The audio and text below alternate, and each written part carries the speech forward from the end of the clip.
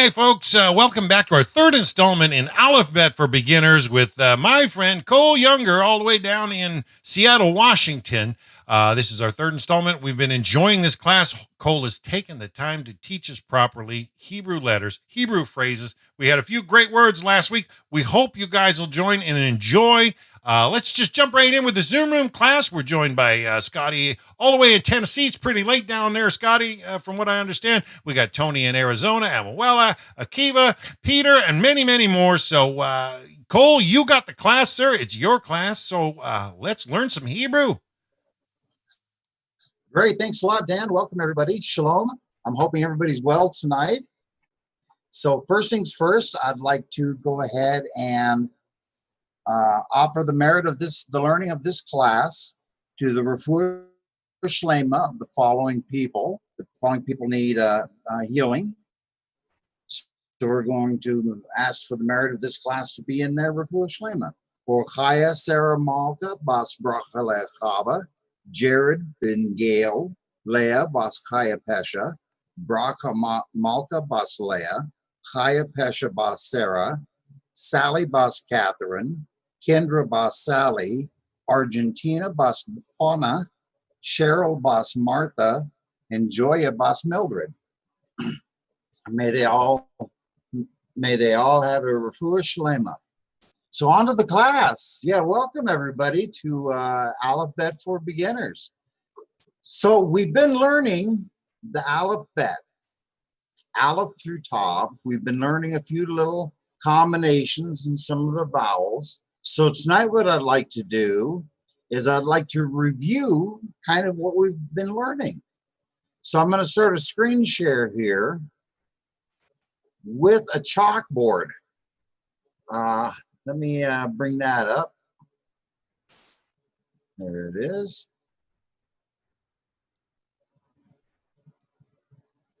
All right.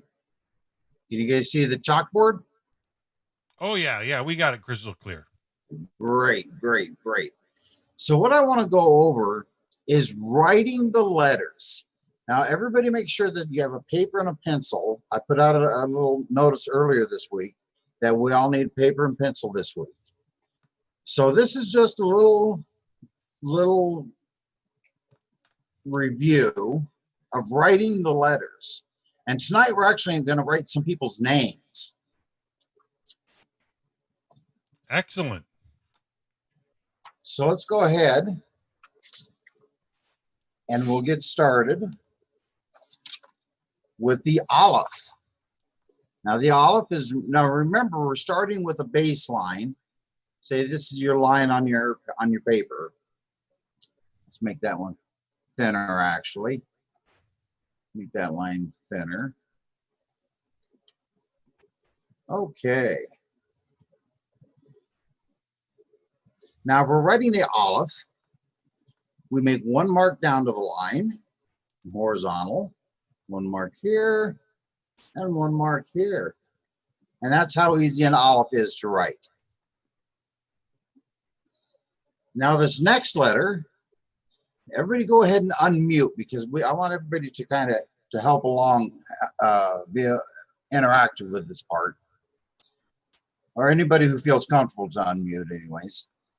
What I'd like to do is I'm going to draw the next letter here. And let's see who knows what this next letter is. Bet. Bet. Very good, Amuela. Now, what happens if I take the dagesh away, that little dot right in the middle? Remember, that's called a dagesh. What letter is it then? Bet. Vet. Very good. Now, if we want to write a gimel, we're going to write like a little 7 here with a kickstand. Oh, I made that too far. I apologize. You don't want to go below the line on that letter. There we go. So that's a gimel. Then we have Daled. So Daled is a solid line over. Then you want to come in a little bit and draw down. And that's your Daled.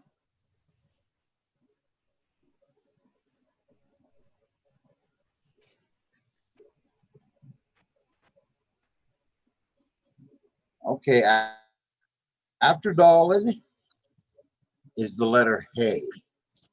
We come down like a part of a box, part of a square. Now, this is the important part of a Hey, is we leave a little space right there when we come down with the next line, is we have to leave this small space for a Hey. The next letter is Vav. Now, there's a lot of different ways you draw a Vav, but for the most part, it's like a little 7. Some people you'll see will have a little bit of a line on, or a little angle on it maybe, but for the most part, it looks like a little 7.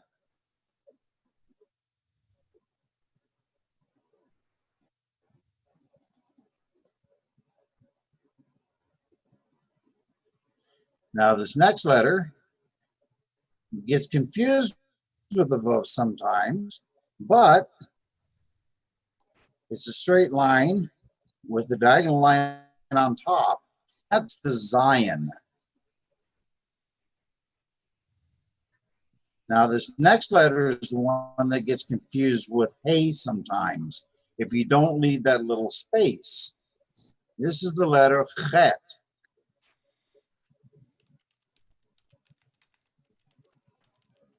Oh, hold on. You want to leave a little, you want to come in a little bit. There we go. Because on the letter Chet, you always want to have that little spot sticking over. Then the next letter is Tet. So we go like that. And then we make kind of a funky square U. Over and up. And that's a Tet. Now remember, each one of these consonants, the beginning of the word, of the name of the consonant, says the sound of the consonant. Always remember that, except for Aleph, which is silent, and Ayin, which is silent. So a Zion is a Z sound, a Chet is a Ch sound, a Tet is a T sound, and on and on.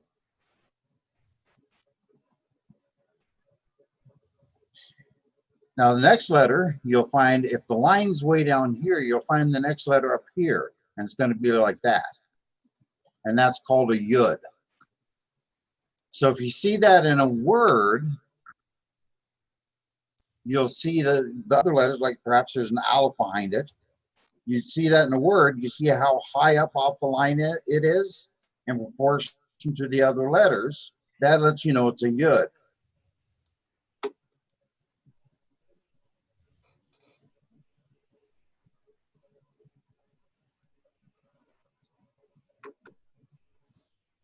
The next letter is Kaf, like we're coughing something out. And it's just a little square box with the dagesh in the middle here. But now what happens, can anybody tell me what happens if we take the dagesh out? What letter does it become then?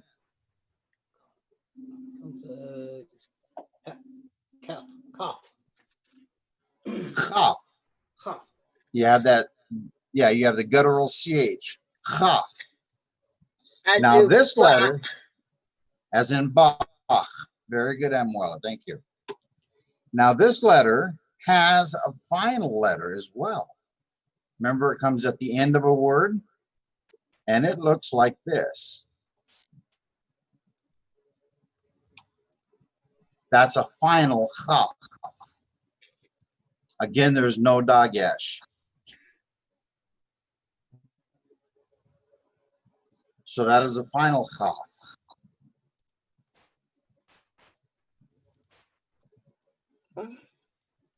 And that also makes that guttural CH sound as in Bach. Now the next letter is Lamed. We're making an L sound here. Oop. Kind of a funky little, you come down, let me try that again. You come down, you go over, and you loop it in like that. Go down to the bottom. That's a Lamed. Kind of a funky little letter to draw.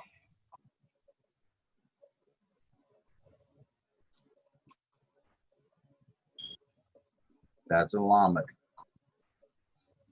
The next letter. Oh, can I ask you something about the lamed? I'm sorry. Is that little line on top, is it above the normal line? It can be. Sometimes in the printed form, you'll see it kind of loop where it'll stay in line with the rest of the letters, so it'll loop under. But sometimes it'll be above the other letters, sometimes it will not.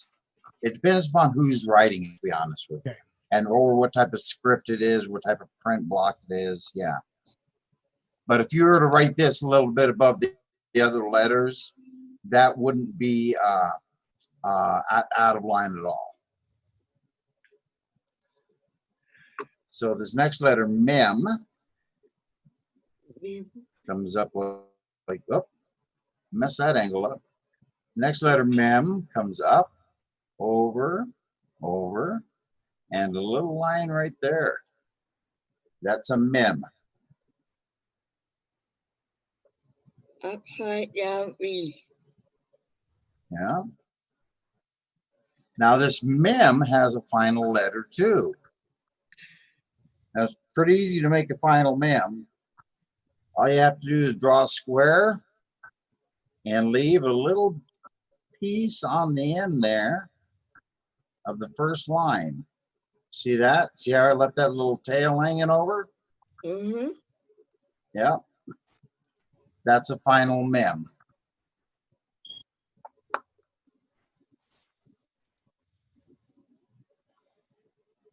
Yeah. Now our next letter also has a final letter, but the first letter is nun. And it's like his letters 7. I will have none of that. Exactly. Now you notice that I bring the tail. That is funny.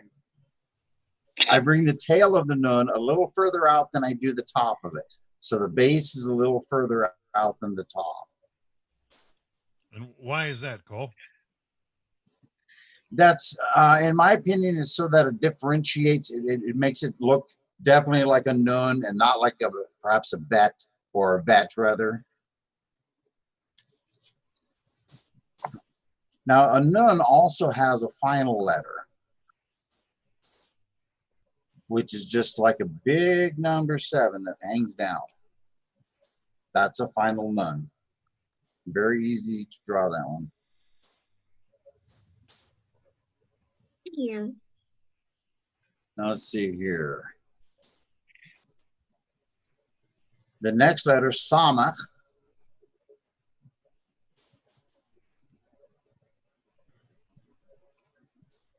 is just kind of a, well, that's not really the right angle. Hold on. You want to come. There we go. That's better. Kind of a half circle and then a straight line up, leaving this little edge on right here.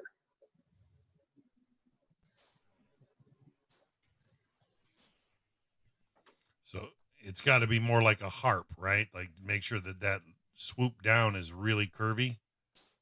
Well, yes and no. When you're writing this block form, also known as simplified square, as long as you have that little edge there, that little angle in there, so it doesn't look square, you're going to be okay. So it doesn't look square. Exactly. If it was square, it would look like a final mem, right? It would look like a final mem. Exactly.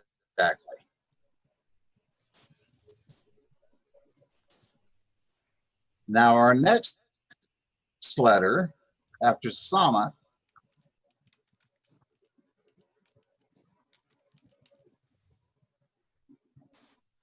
that one's kind of, there we go. I like to draw a little more square. There we go. That's a pay. Remember, a pay has a P in the middle, has a P in his tummy right there, the dagesh. That's how I remember the pay. from the next letter, which is Fay, which is a pay without the Dagesh.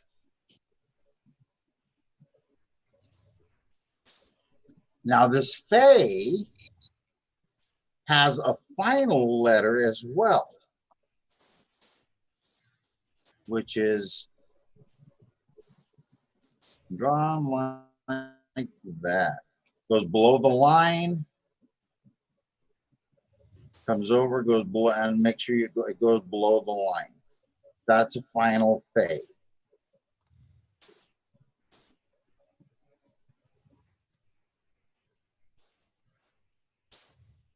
Now the next letter, Sadi.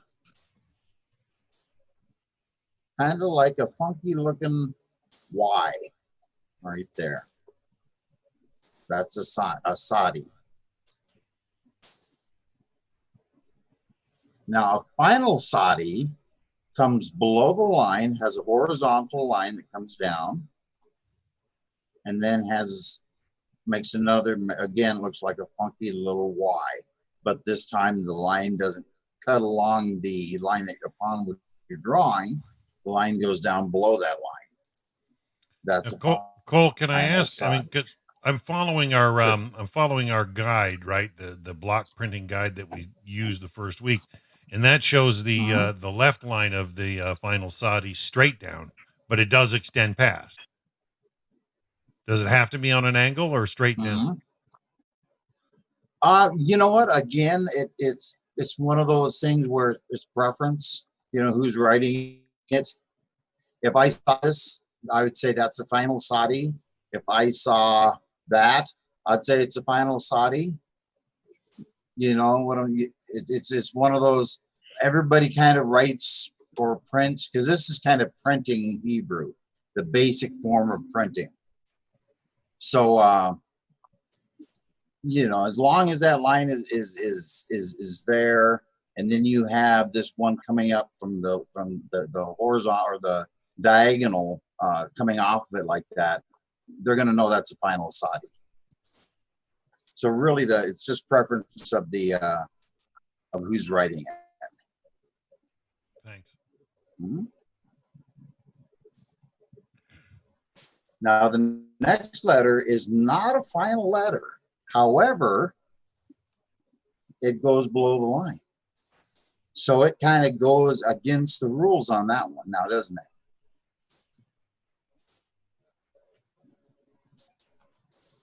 That's a kuf. But that is not a final letter. That makes a K sound, kuf. Now our next letter is resh. In the simplified square, resh is just like that. Kind of like a partial hay. Now, just to let you know, don't be confused if you see a resh spelled and somebody makes it look like that. Because that's very common as well, as opposed to making that actual squared resh that would look like this. So either one of those is acceptable. Anybody reading simplified squared Hebrew, seeing either one of those letters is going to know that's a resh.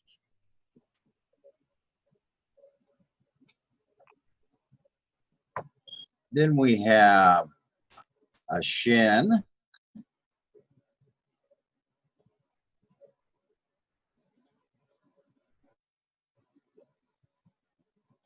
Which has the dagesh over the right side.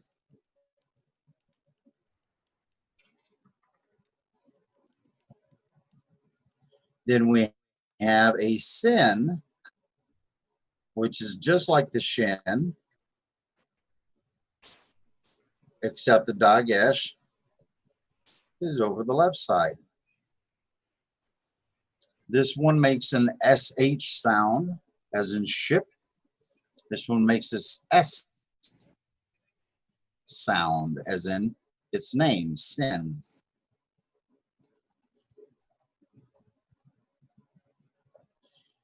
And the last two letters in the Hebrew alphabet are Tav. Can you say that again, Amuela? Tav. Tav. And without the dagesh, Sav. Saw. Very good.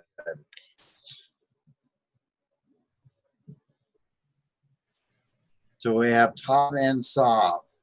So now let's take some of these letters. Let's have a little bit of fun tonight. Let's learn how to spell our names in Hebrew, maybe, for those of us who don't already know. Let's see.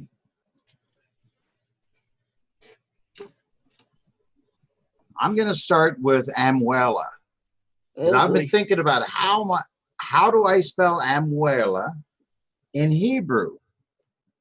So we're going to start with A, which would be an Aleph.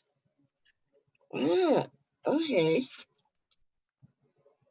Patach. So Aleph is a silent letter. Makes the sound ah. Now, which letter Amuela makes the M sound?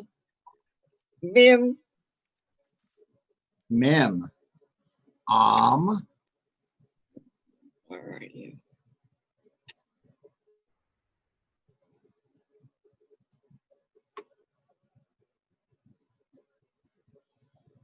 Now, how do we end a syllable? How can we stop that M sound? Make it short there. Amuela, right? Yeah. We're going to add a shava. Yeah. See that? Yep.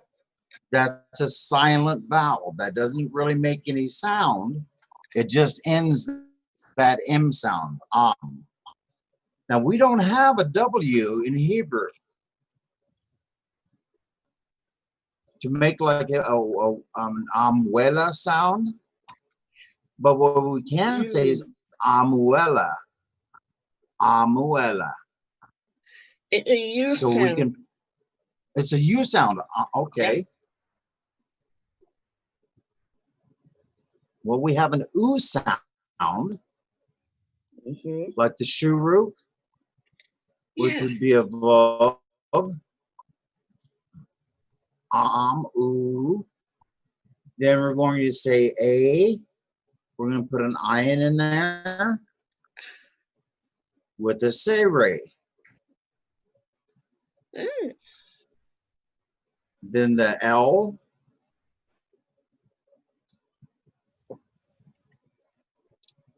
Is a lamed. Amuel. I'd put a shva under that. And then oh wait, no, I'm sorry, I would not put a shva under that. Because I would have a hey right here. I'm sorry, I'm kind of having to bunch it up a little bit to make it fit. Oh, you print like a man. I print like a man. Yeah. Well, I'm going to clean this up in a minute. Once we figured it out. Amuela. So hold on. Let me clean this up now that we have it. We have it. Aleph, Mem, Shurut, Ayin, Lamed, Hey. So now let's go ahead and clean that up and make it look a lot better.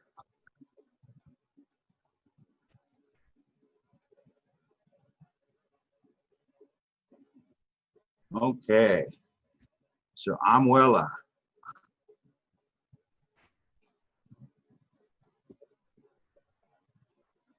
Ah.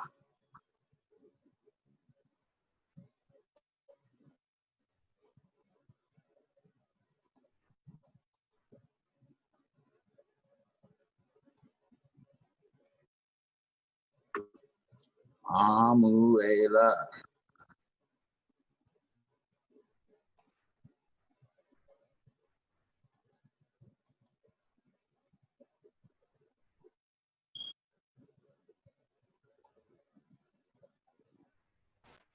And there we have Amuela's name.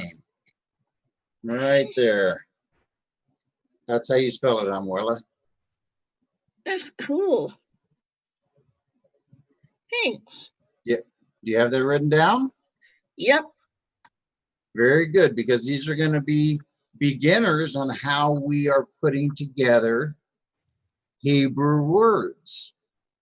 So we have, if we look here, it's just like English, except it reads from the right to the left.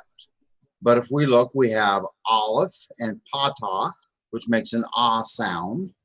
Then the next consonant, just like in English, makes an sound, vowel stops that syllable, oo, with the shuru, with an in, which is silent, and a sere, which makes an a sound, amue, a lamed, which makes an l sound, and a patah, which makes an ah sound, and a hey does two things. First of all, makes it a feminine ending, and also makes a little sound at the end. Amuela.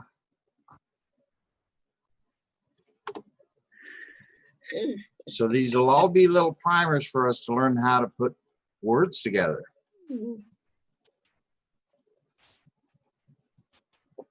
Let's see.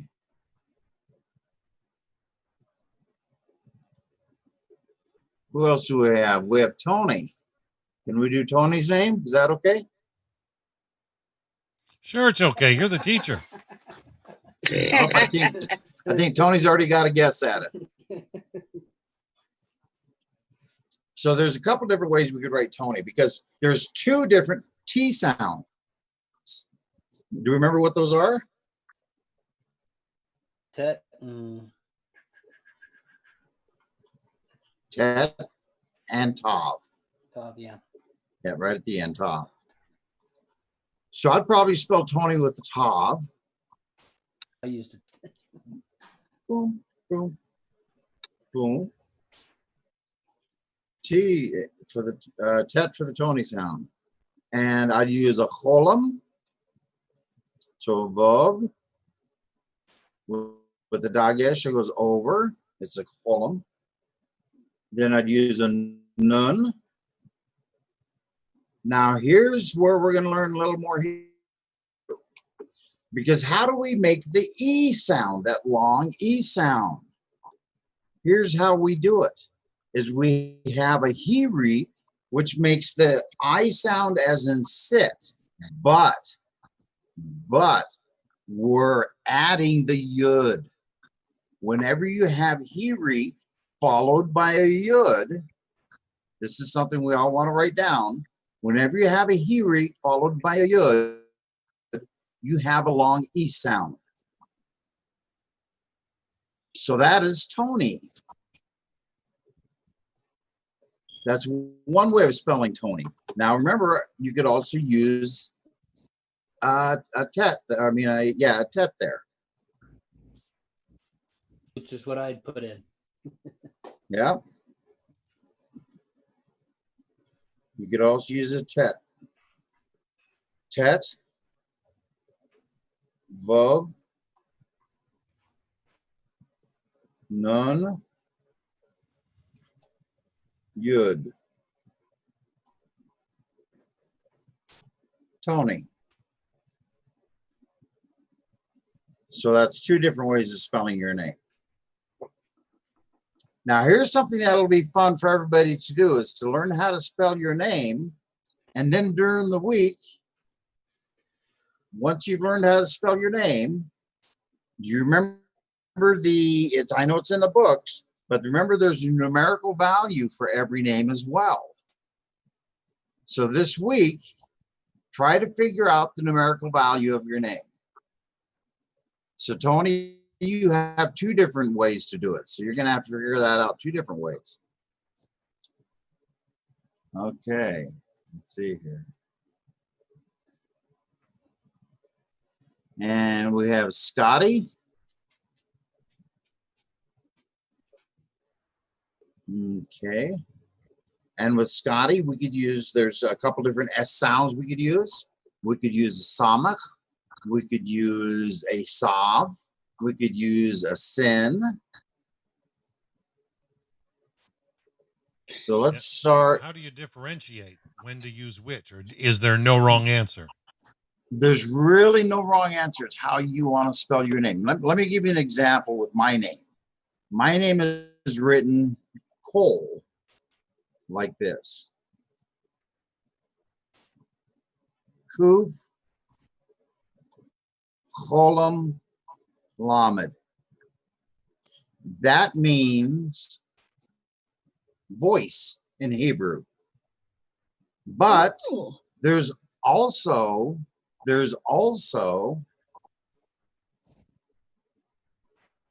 this word in Hebrew,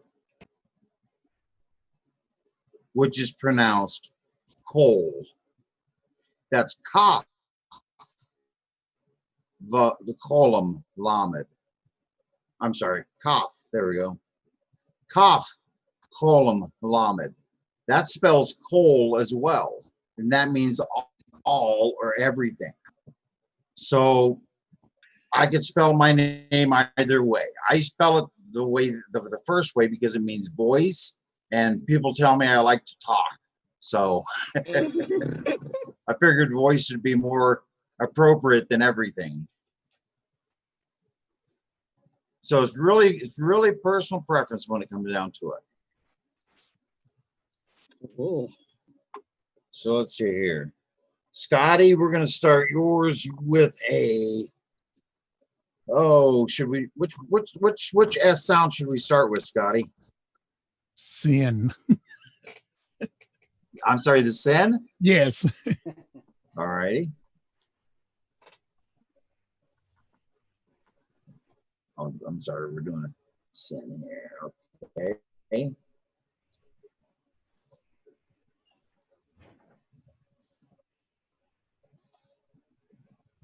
Sin, so we're trying to spell Scotty. Okay. Oh, got that one a little too close. We could put a cough right here. Ska. So I would put a schwa here to end this sound. Ka.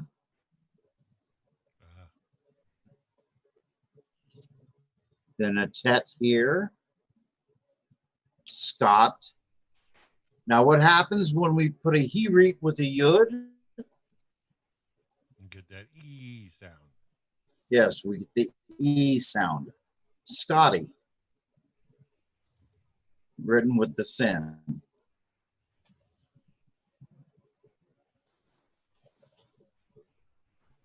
Now let's look at what numerical value is. Okay. Let me move this over, move that there. Let's do something here. Let me get rid of these vowels on the bottom, just so that we can talk about numerical value for a minute here. So if we're looking at Scotty's name, we have a sin, which is the same numerical value as shin, which is 300.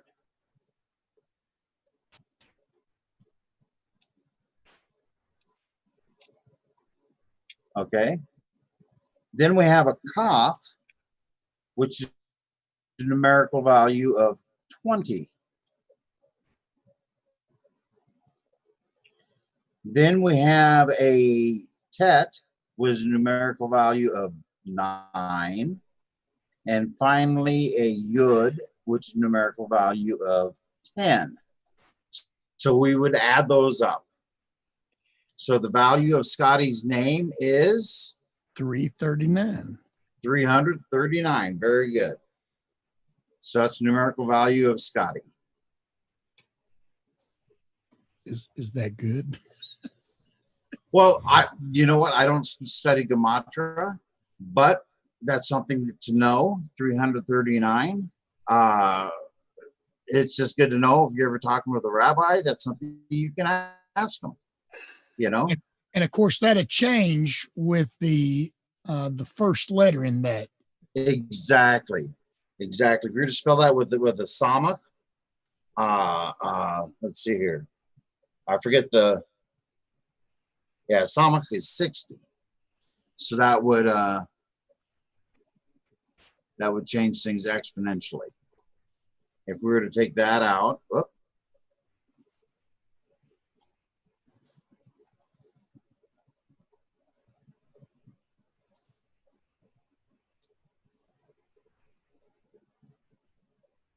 Let's see here.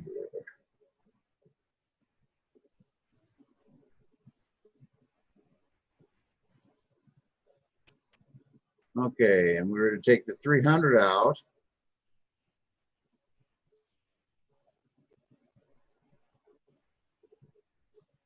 Okay, and we spell this with a Samach. Oh.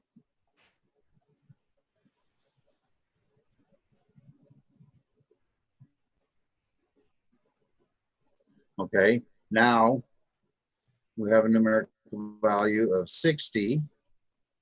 That's 80, 90. Now it's a numerical value of 99.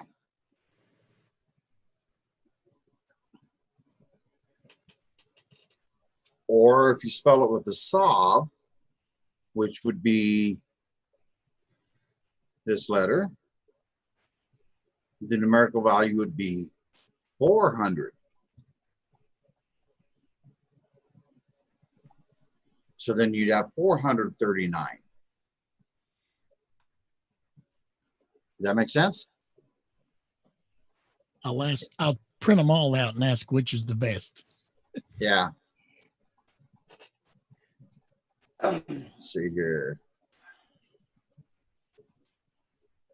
Okay. Now Akiva. Let's see here. Make sure I'm on my marker.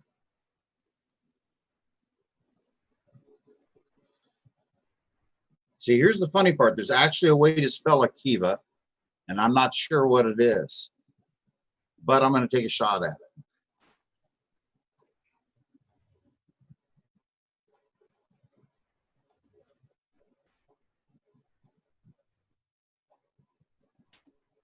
I'm going to say Aleph,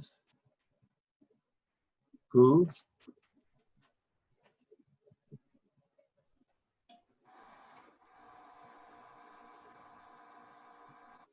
Aleph,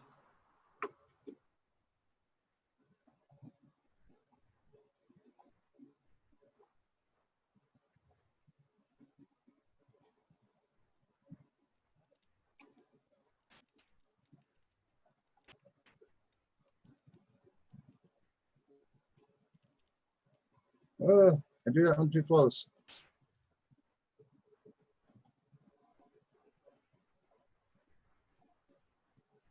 And a hey. Ah.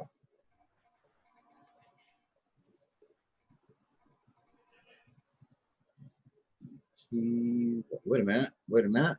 I think that might be wrong. Let me try this again.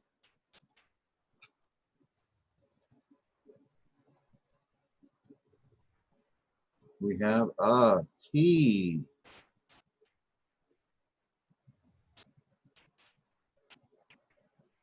Yeah, I believe this is correct. Akiva. There we go. Aleph, Kuf, Yud, Vet, Hey. Akiva.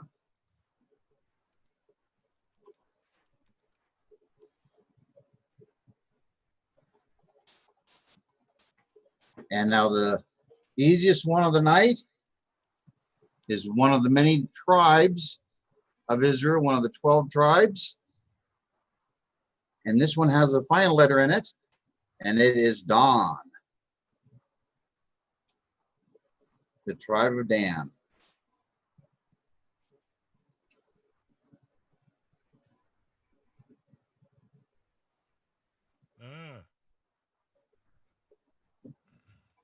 Now, we have a final letter. Does that affect the numerical value? Of course it does. Does it? Well, in my mind.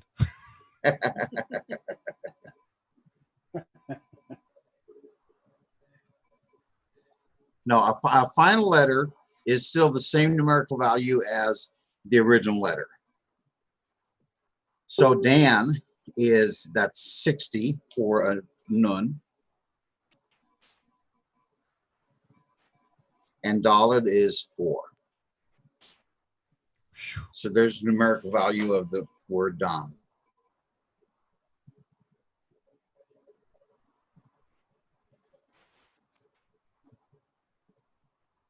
Okay. Now I want to go into the book a little bit here. So I'm going to switch my screen share over.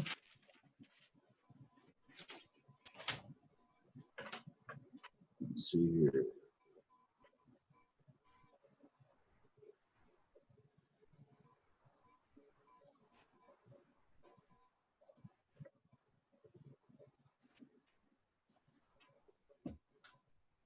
Okay, do you see the Aleph-Bet? Mhm. Okay, very good. So I want to go into these vowels again that we have. Down here at the bottom, the Nakud. Now they look very much like they're spelled. Even in the simplified square. I'm going to switch the screen so that we get to our simplified square. There we go. Oh, one. There we are. There's our Nakud, our vowels. So if you look, you'll see the commas. Now these I vowels are don't always. see it. Well, you don't see this share screen? I'm sorry. Let me bring it up.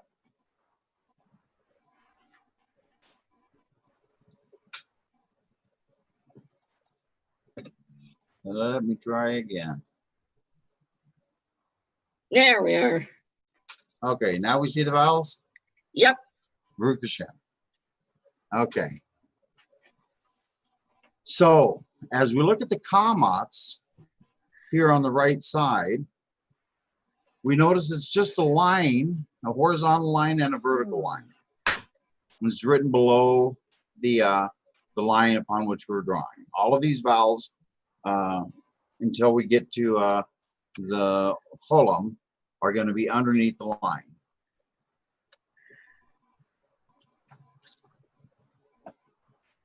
So this commas, which makes an ah sound, as in law, makes a longer ah sound, is a horizontal line and a vertical line. Now, vowels also do not carry a numerical value unless they're combined with another letter, like a cholam or a shuruk. Patach is just a horizontal line underneath the letter, and that's going to give an ah sound as in father. Now the hirik is just a little dot. And remember the rule on that, it's I as in sit, unless it's combined with which letter? Yud. Yud. Yud. And when it's combined with the yud, it makes a long E sound. The next vowel we have is the say ray, makes the long A sound as in day. And it's just two dots side by side, horizontally, underneath the letter. Sagol makes an eh sound, as in wet. Makes a small E sound. And it's a little triangle of dots underneath the letter. Now this next vowel, this next nakud, is the first one that can be amongst the word, as in the word cholam, which is the name of this vowel, cholam. You'll notice that there's a chet and a vav with a dagesh over the top. That's your cholam right there. Then there's a lamed, a kamatz, and a mem. Cholam. So that's the name of that vowel, cholam. So it'll actually be in the word, as part of the word, as opposed to below it, as you see the kamatz is here. Now remember, sometimes that cholam will use a different letter and share its dagesh, like a shin, or a shin in particular, can share a dagesh for a cholam, as it were. Now our next vowel is kubutz. Now kubutz is below the letter. It's a diagonal line from left to right down of 3 dots, and it makes an oo sound. And you notice that the word carries its vowel. There's the kubutz in action right there. Ku, there's a bet, b, ku, boots. There's a shuruk in there, which we're going to come to in a minute, and a final sadi. That's what a final sadi looks like in print form. I'm glad we came across that, because that letter kind of threw me at first when I first started learning Hebrew. That final sadi really threw me for some reason. Now the next vowel is shuruk. This is another vowel that will be in the word as it's used here in its name, shuruk. We have a shin and a shuruk, which makes an oo sound. Shu. Then we have a resh with a kubutz, which makes an oo sound, and a kuf. Now remember, the kuf reaches below the line upon which we're writing, but it's not a final letter. Even though it's the last letter here, it's not a final letter. But that's the word shuruk, as is that vowel, is the vowel shuruk. Then the last vowel we come to is the shava, which is silent, which will just like end a syllable or stop a sound. And now it can be combined with other vowels. Any vowel that is below the letter, this shava can be added to any vowel, as the kubutz, the segol, the seirei, kamatz, patak, the hirik, be added to any of those vowels. And what it does in that case is it shortens the vowel. So say I had let me bring up my chalkboard again so I can explain that a little better. Let's see here.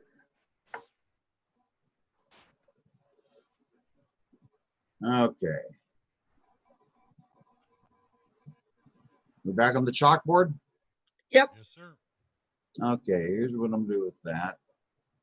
I'm going to draw the line way up here so that we can see what we're doing underneath that darn thing.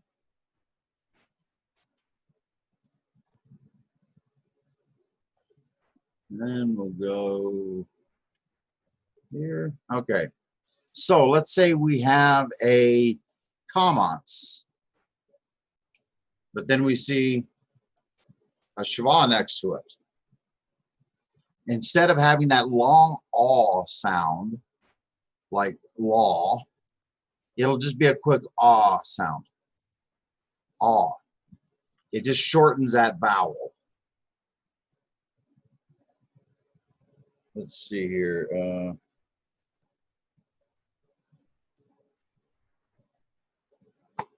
I am not certain if it's like that in the word shava, but yeah, it shortens that vowel sound. We have a segol here. Sometimes you'll see that with a shava, and that makes it from an s sound to just a little eh. It just shortens the vowel. That's all it does.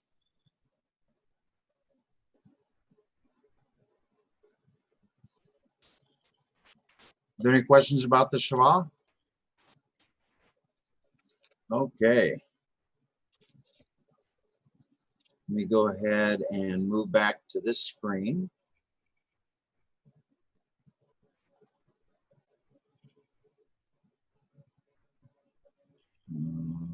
Okay.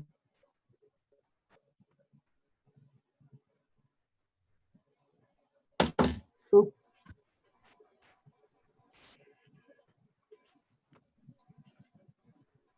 Okay.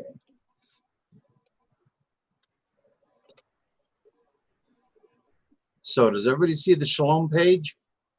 No, No. you don't have it up yet. I don't have it up yet. Okay. You gotta hit Let the me, yeah. I'm trying to learn how to use this darn thing. share. You're doing great, Cole. You're doing great. We appreciate it. How about now? Got it. Yeah, we got it now. Now we got it. Great. So now we're going to understand a little bit better how these letters go together with the vowels. We've gone back over the letters, how to draw them. We've talked a little bit about how we spell our names and why those sounds make the sounds they do. So this week, I'd like everybody to review the Aleph-Bet. I'd like everybody to review the vowels and to go ahead and start reviewing right on the Shalom page, page 5, and start putting that word Shalom together. And maybe start using it in your daily life. If you don't use it verbally, put Shalom into the world, peace into the world. May that come for us all. Beautiful. But let's start working on this, on putting these words together on the bottom here and seeing why they make the sounds they do. Shalom, lo, sham on the bottom here. Why does that make the sound? Why does that make those sounds? Why does that say shalom, lo, sham? Because we have a shin, kamatz, lamed, cholam, mem. Shalom. Does that make sense to everybody? 100%. Okay, great. So that will be our homework for this week, is to go back and review. Also, practice spelling your name in Hebrew. Try to get it a little bit better than mine and the way I wrote it. The way I wrote it was a little shaky, but yeah, practice it. Like Scotty and Tony, write it in different ways. Figure out which letter you prefer. Figure out what the numerical value of your name is. And next week we'll go back over. We'll start again on. Let's see which page we leave off on. Oh, we're going to start on page 6. Yep, page 6. The Shalom page is actually page 3. Mhm. So this page is actually page 3 in your book. Beautiful. So are there any questions about this week's class? Cole, I got a question about the final letters. Yes. Now, if I've got this right, every word will not end with a final letter, but on the final letters, you will find those at the end of a word. Absolutely. Okay. You're absolutely correct. Not every word ends with a final letter, but whenever you see a final letter, it will always be at the end of a word. And what is the reasoning behind that again on that final letter? What does it do to the word? Well, the final letter, I asked one of the rabbis at Chabad.org, and really the answer I got was it's always been that way. Okay. You know, it's just the way the Hebrew language is put together. There's no numerical difference. There's no Kabbalistic difference. It's just there is some Kabbalah involved with it, but that that's far beyond my reach of knowledge. So Beyond those, our pay grade. yeah. So those specific letters that have a final showing, Yes, instead of using that letter, you will use the final letter exactly. at the end of a word. Exactly. The end of a word. Exactly. One of the most common final letters I see in the Siddur is the final ha. So you'll see a lot of words with the final chaf on the end. Oh, there's one. We have 3 minutes left. There's one other thing I wanted to share. And that is, go back to it. Okay, we have the chalkboard for everybody? Yep. Great.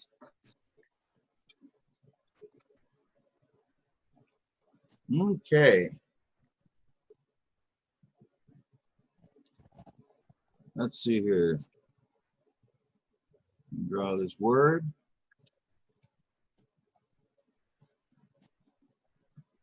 Up, up, up, up, up.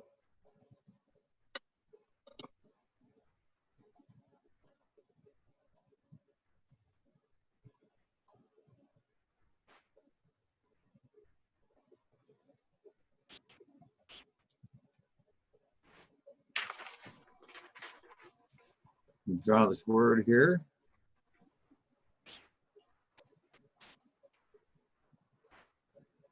Okay. This word, sameach, it means happy. Like if I were saying happy holidays, I would say chag sameach. But look at the end here. Remember I said it's consonant, vowel, consonant, vowel? So wouldn't it make sense that when you see this chet with a patach, it would say cha at the end? In this one instance, whenever you have a patach with a chet, it is an ach sound. When it's at the when you have the patach with the chet. So we have sa me ach. That's that Middle Eastern, yeah. Doesn't jive with Exactly. my Canadian. Exactly. Oh, I've always had difficulty with the. Yeah, I always, the way that I remembered it was ch as in Bach, because I could say Bach, and that helped me learn the guttural pronunciation.